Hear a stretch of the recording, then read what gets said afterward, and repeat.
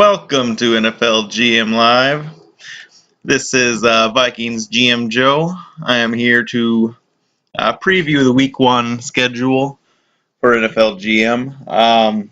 Typically, I've been doing the power rankings last year, and I will be attempting to do them over podcast this year in order to save me some time.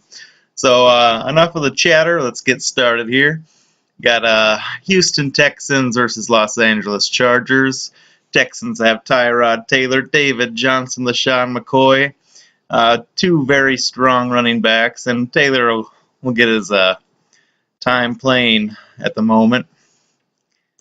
We got Sammy Watkins, Alshon Jeffrey, and Cameron Brate have a fairly strong offense. Chargers have Matt Ryan, Devontae Freeman, Carlos Hyde, also a very strong top three. And we got Odell Beckham and Pierre Garçon and Michael Thomas to have a pretty elite offense there as well. I think the Chargers, it's close, but I think by like 5 points, I think that offense edges out the Texans. Defensively, we got Brandon Williams on the DL, along with Julius Peppers, Mark Barron, and Levante David is not playing this week due to the Miami-Tampa Bay game being postponed. And DJ White got him 0 points on the defensive backs. On the same side, Sean Williams is sidelined, and he's in the starting roster as well for the Texans, along with Andre Branch. I think these teams are both offensive heavy. I think they're going to be, fighting back and forth throughout this game. But I think the Chargers, but just by 5 points, are going to eke this one out. MFL has them at a 5-point difference. So, we agree on that one. I assume that will be the only one. Next matchup, we got Patriots-Dolphins divisional match. Dolphins have Flacco, Melvin Gordon, Derrick Henry. Henry might get a middling running back, but Melvin Gordon and a starting quarterback, always a good start to your roster. Also have Martavius Bryant back from suspension this week, or reinstated this week, I should say, and A.J. Green, Demaryius Thomas, and Gronkowski, who had a 5-point game. Not the best, but you're getting points out of that position. Patriots, Tom Brady, DeMarco Murray, TJ Yeldon. Don't know how that backfield's gonna shake out. So he may get some touches. I think a 10-15 point max. Probably more like 10. Doug Baldwin, number one receiver there, and Jesse James. This week, I think he will have a role. Next week, maybe not so much, or later in the season, given Vance McDonald. I think Dolphins here have an advantage over the offense, and defensively, the Patriots have Trey Flowers, Melvin Ingram, J.J. Watt as the DL, along with Timmy Jernigan. That's the strongest DL I've seen in this league. And I think that's going to lead them along with Zach Brown, Mason Foster, and serviceable DBs like Dre Howell. Dolphins have Harrison Smith, John Cyprin, Kirk Coleman, James Harrison, Michael Kendricks. Some pretty good names on both teams, and I think I chose Dolphins offense to be a little bit stronger. I'm going to have to go with the Dolphins just by 5 points again. MFL has Dolphins by 20. So, pick and choose. I think it'll be closer than what MFL says. Next, we got Jets and Bills. Dak Prescott, Dion Lewis, Antonio Brown. Kenny Stills not playing. Brandon Coleman might have a role. I got excited at first. We got Dak and Brown for the Jets, but besides Jason Witten, that might be all that the big playmakers are for them. On the other side, they got Todd Gurley and Le'Veon Bell. It's going to be a high scoring affair, and then Allen Robinson you know, no one. He's getting a lot of flack this year, but I mean, he's a number one wide receiver. He will get his five receptions a game. I mean, should be pretty average for him. And Laquan Treadwell may step up. And Colby Fleener, it's either you like him or you hate him, but I think he's very serviceable in these 32-team leagues. Offensively, I think the Bills have a little bit of an edge, just given those two high-powered running backs versus Dion Lewis, who scored 3 points on the Jets. Defensively, Jets have Jimmy Ward, Earl Thomas, Von Bell, and Patrick Peterson. I think that secondary is where they're strongest. They have a pretty good DL, given Stephen Tuitt, Shaq Lawson, even Austin Johnson I like for future. And Sheldon Richardson should be very strong there as well. The Bills have Michael Pierce, Dontari Poe, and Eric Berry was unfortunately injured in this game and won't be there for the rest of the season. But I did give him 11 points this week along with Justin Houston's 19. I think these defenses are fairly neck and neck. I think the offense is going to be the game changer for the Bills by around 10 points. MFL says Bills by 10, so that's 2. So I got 2 agreements on MFL. That's exciting. I don't think that's ever going to happen again this season. Next, we have Ravens Steelers. Ravens have Drew Brees, C.J. Anderson, Darren Sproles. I like that. I like that top 3. On the other side, Steelers have Bortles, Amir Abdullah, and Lamar Miller with Jay Ajayi in the lineup but not playing. I think that's a rough move by the Steelers, and they still have some time to change it. Along with Julius Thomas, and I mean, Josh Brown hasn't played for a year. He's in there as their place kicker.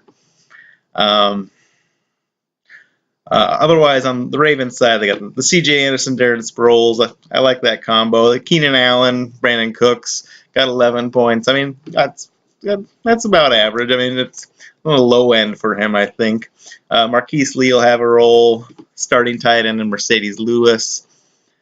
I think Ravens have the better offense just because they have all their players there. The Steelers missing 2 players, even though they had Tyreek Hill grabbing 29 points this week. I think the consistency on the Ravens side will help them edge that out. Ravens also have Calais Campbell, Dietrich Wise got 7 points, Preston Brown for linebacker, along with Nigel Bradham and Vince Williams. Strong linebackers, and the DBs I really like on this Ravens. They got Carl Joseph, Micah Hyde, Mike Adams, and Jaleel Adai. Versus the Steelers, where you have Morgan Burnett, and Jalen Mills is probably my favorite cornerback. Maybe Desmond Trufant.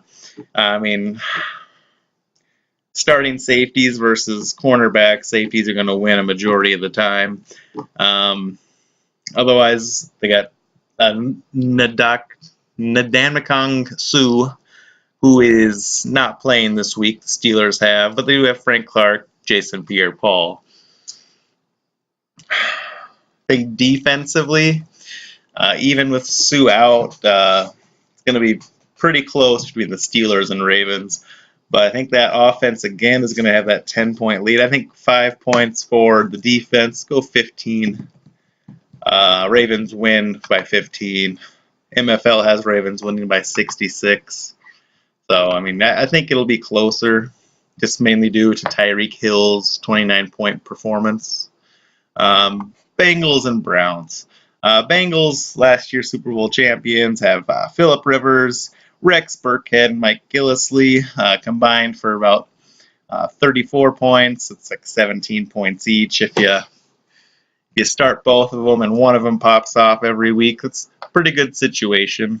And Ezekiel Elliott, who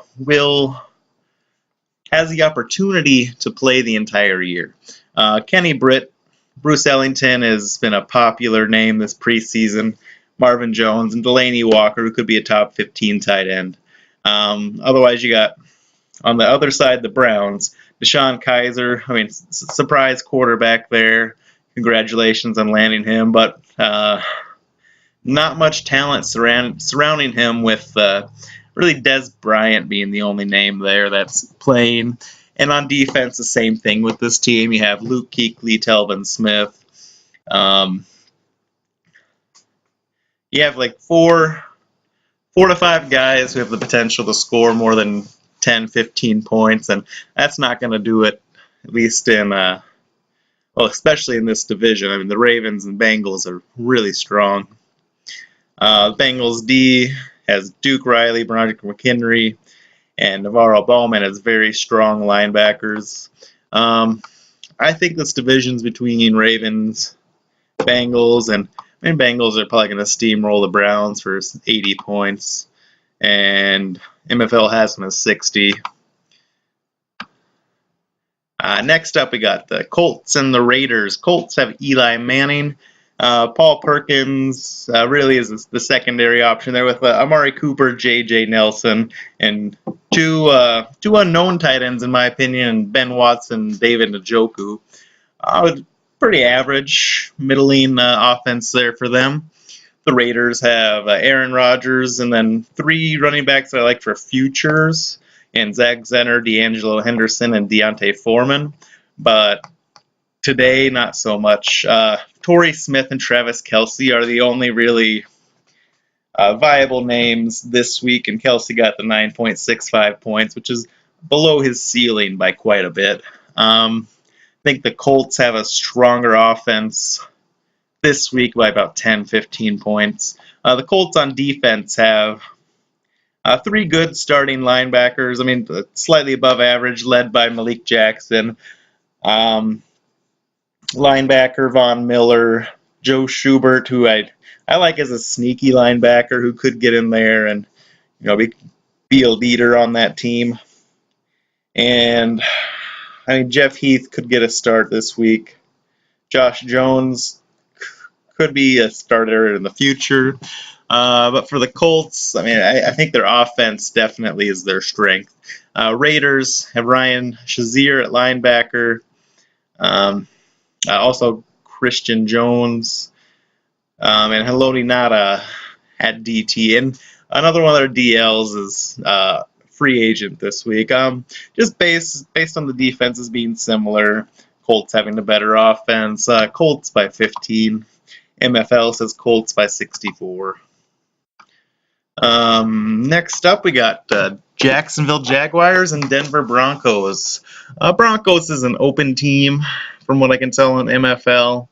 They got some pop-off power and Ty Montgomery, Tevin Coleman, and Devontae Parker's not playing this week. John Ross is not playing this week. And Charles Clay is a strong play this week. Bud Dupree, Eric Kendricks, Avery Williamson. I think that they have about eight good solid starters. Does not have a full team out there though. The Jaguars, Christian McCaffrey, Jeremy Hill, Matthew Stafford. I mean, boom, boom, boom.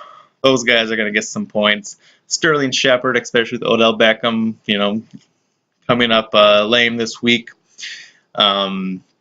He's going to get more work. We got Kevin White.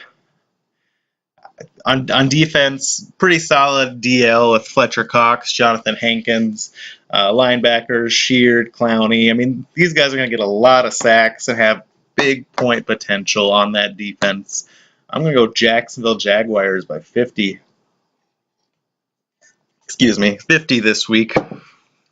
MFL has them going at 61. That was pretty close. Tennessee Titans, Kansas City Chiefs. Looks like the Titans are starting 12 players, and you're supposed to be starting 21. Joey Bosa's really all that defense has, besides Malcolm Brown, who played and got 10 points. Very serviceable from a defensive tackle. Offensively, they have Russell Wilson, Jeremy Maclin, and Mohamed Sanu. And Jared Cook and Tyler Eifert as those two tall tight ends to just hopefully get some touchdowns there. I mean, Eifert's a big touchdown guy. Cook, I don't know what his role is going to be yet. It's kind of a wait-and-see approach. Chiefs have Jameis Winston not playing this week.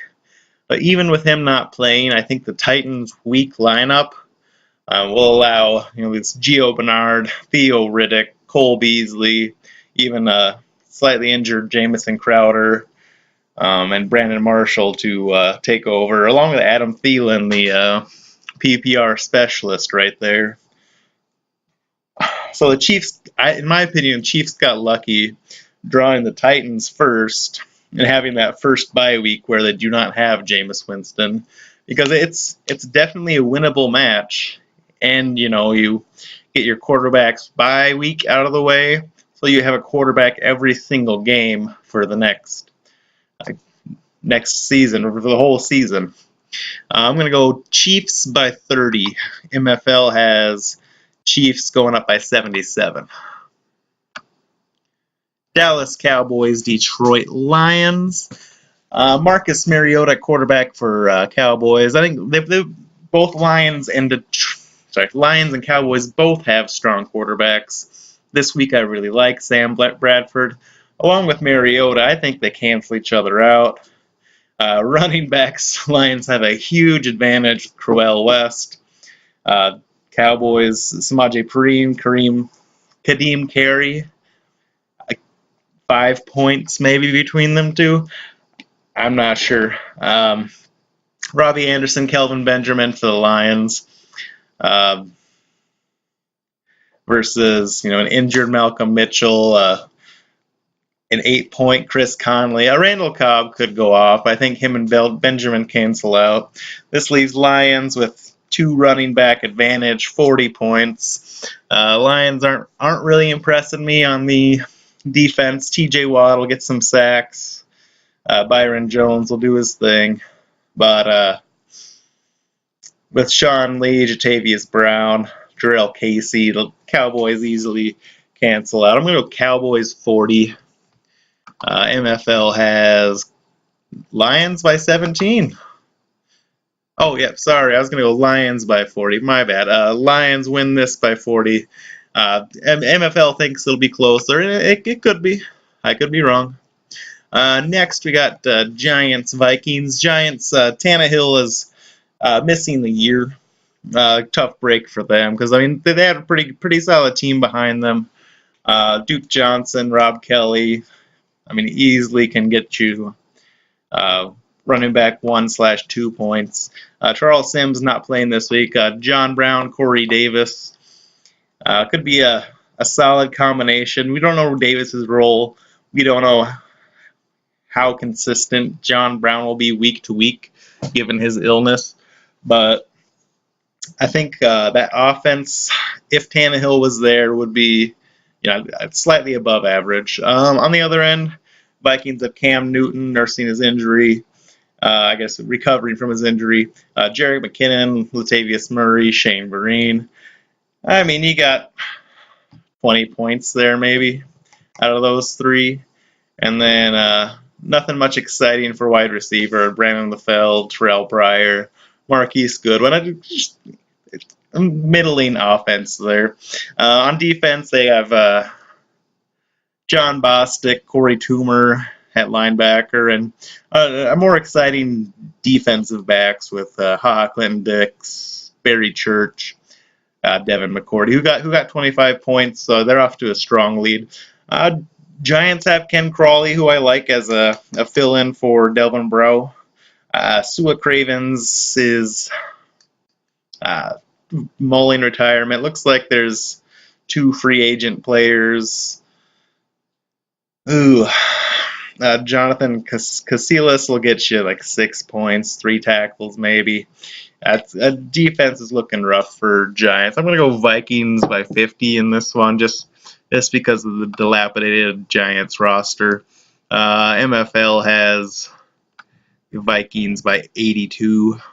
So next up, we have the Philadelphia Eagles and the Chicago Bears. The Bears have Alex Smith, who just went went off. And behind that, they got Chris Thompson, excellent PPR back, and Joe Mixon, who is unknown. Some people, say he'll get 10 touches. Is that going to be just, 10 touches for 20 yards, or is that going to be 10 touches for 90 yards and a touchdown? No one really knows this week. But I mean, it's a solid gamble, especially in these deeper leagues. Braxton Miller, Kendall Wright out of the slot, and then Jordan Reed and Antonio Gates. I think the Bears have a well above average offense, B plus, A minus. Against the Philadelphia Eagles, they got Dalton, John Stewart, Larry Fitzgerald. Should have very solid production out of those. DeAndre Hopkins and Hooper. We'll see how they fit in these offenses with, I guess, Hooper just another year of experience, and Hopkins with newer quarterback. Just different situations. See how they play out. I think Bears, especially with Smith having such a big game, have like a 20-point advantage on offense. Eagles have a fairly good defense, especially on the DL. They have A'Shawn Robinson, up and coming, Malik Collins, Michael Bennett, Cameron Hayward, then Paul Posluszny, Wesley Woodyard at linebacker, Chris Conte, Ron Parker, Rashad Jones, even Jonathan Joseph in the defensive backs. But the Bears have good DBs as well. Eric Weddle, Reggie Nelson, Cam Chancellor, boom. 3 guys. Linebacker, Whitney Merciless. Manti Te'o may have a starting spot. That's one of those. It could be great, could be bad. Hightower had an injury, only 3 points this week. I like the defense better for Eagles, but by about 5-10 points. So I'm going to go Bears by 15 points win. MFL shows Bears by 20, not too far off. Redskins, Packers. Redskins looks like they're fielding a shorter roster this week. They do have a starting quarterback in Josh McCown for at least, a quarter and a half. They do have Kareem Hunt, though. I mean, the 52 points, that's about a quarter of what you need to be competitive in this league, and, you get it from one player. Obviously, it's going to be an advantage, especially knowing that going in on Thursday. Orleans Darkwa, cap of about 10 points maximum. DeAndre Washington, depending on how Marshawn Lynch rolls out in his debut. Washington, in the future, is going to be an excellent back. This year, I mean, it's anywhere from 2-3 touches up to 10 to 15 touches, just depending on how it works out. Jimmy Graham, stud tight end. Given Kareem Hunt, I think the Packers, though, have enough talent at every position to counteract that 52 points and kind of even, I think it even gives them like a 5-10 point advantage on offense with Carson Wentz, Leonard Fournette, and if Rawls plays, you got Thomas Rawls, Hearns, Zay Jones, Corey Coleman, Devontae Adams should all get a fair amount of targets. We're talking about Hearns working out of the slot now. I mean, even just through catches, you're looking at 20 points from those 4 guys. So we're talking just offenses fairly even, slight favor of the Packers.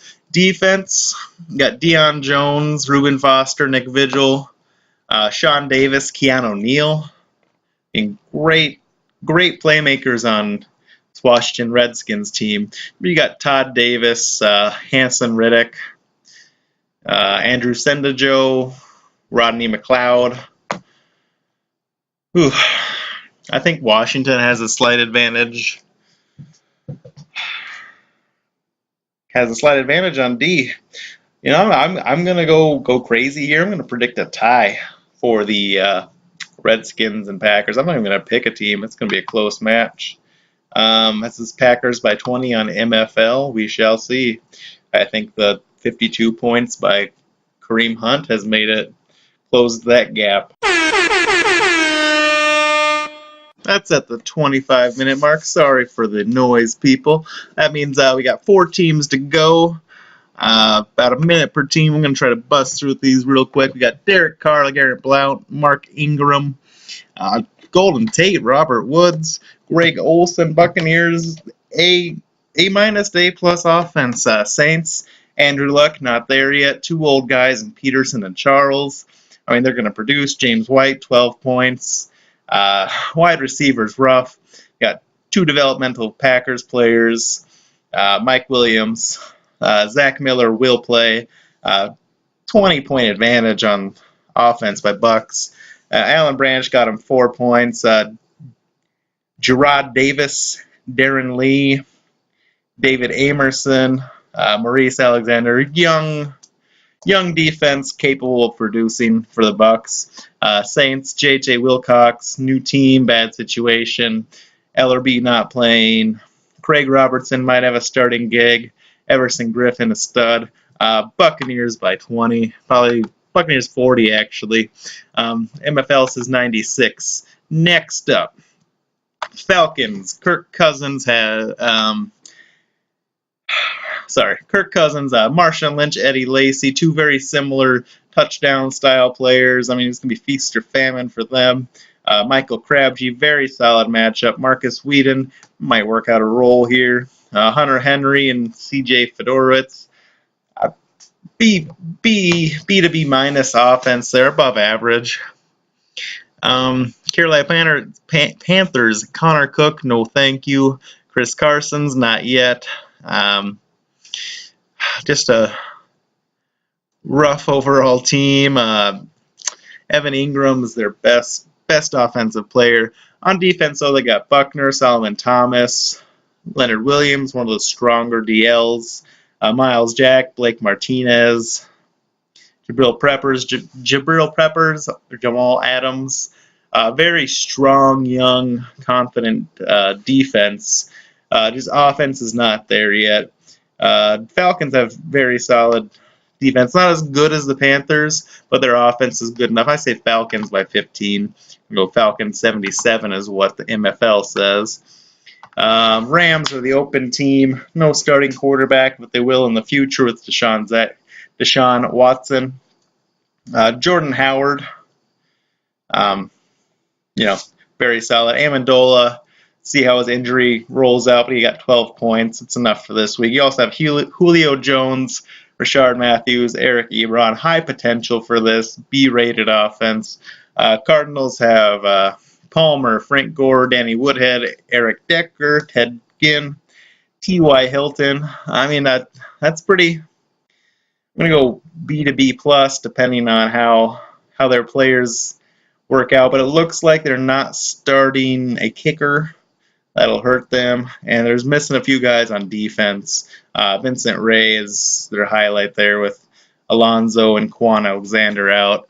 But the Rams are not really doing it for me on defense either. Chris Harris, George Iloka, Nick Kwiatkowski maybe. I think the Cardinals will be a lot better next week when they don't have this Hurricane Irma team deficiency based on the bye week. Cardinals by 20 this week. MFL says Cardinals by 25. Pretty close.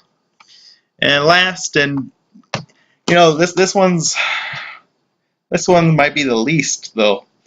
Both teams, one team is sporting 15 players, the other one 13 players.